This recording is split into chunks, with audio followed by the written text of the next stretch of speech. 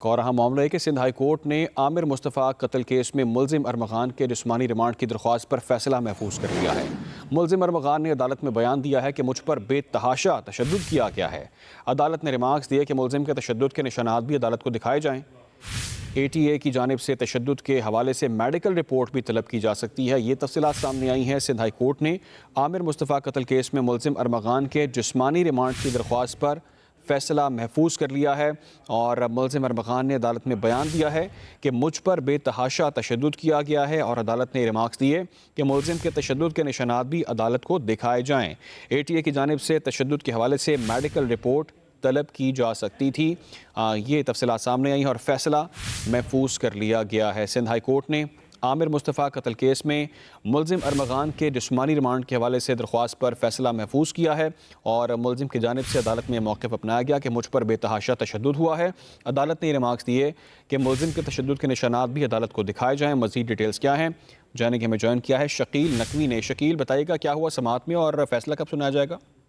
हाँ जी, बिल्कुल। Sindh high court में मुर्तज़ा आमिर केस में पुलिस की दरख्वास्त पर समाअत हुई है और इस केस में मकतूल के वालिद ने बयान रिकॉर्ड करवाया था कि इन्हें तावान की कॉल मौसूल हुई थी। सरकारी वकील ने अदालत में ये मौक़िफ़ दिया कि इस मामले का मुकदमा थाना दरख्शा में दर्ज किया गया। इस कॉल के बाद इस केस की तफ्तीश CIA को दे दी गई थी।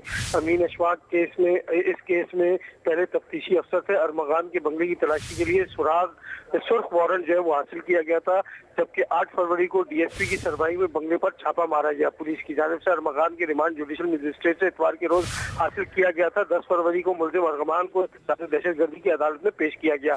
मुलजिम की फायरिंग की वजह से DSP समेत पुलिस पार्टी जख्मी हुई थी।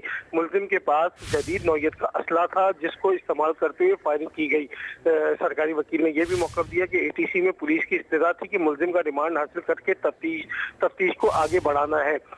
मुलजिम पर इससे कबल 5 मुकदमा दर्ज है मुख्तलिफ नौयत के, जबकि मुलजिम थाना बोर्ड बेसन के एक मुकदमे में मफरूर भी है मुझ पर। जबकि जो मुलजिम अरगमान है उसने अदालत में बयान दिया कि मुझ पर बेतहाशा तशद्दुद किया गया है।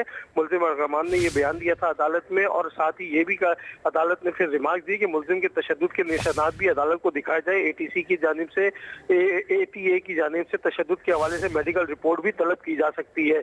जबकि जो अदालत है उसने मुलजिम से सवाल इस्तफसार किया कि क्या जेल में मेडिकल ट्रीटमेंट के लिए कोई दरख्वास्त दी गई थी, जिस पर मुलजिम अरगमान ने अदालत को बताया कि मेरी जानिब से कोई दरख्वास्त नहीं दी गई।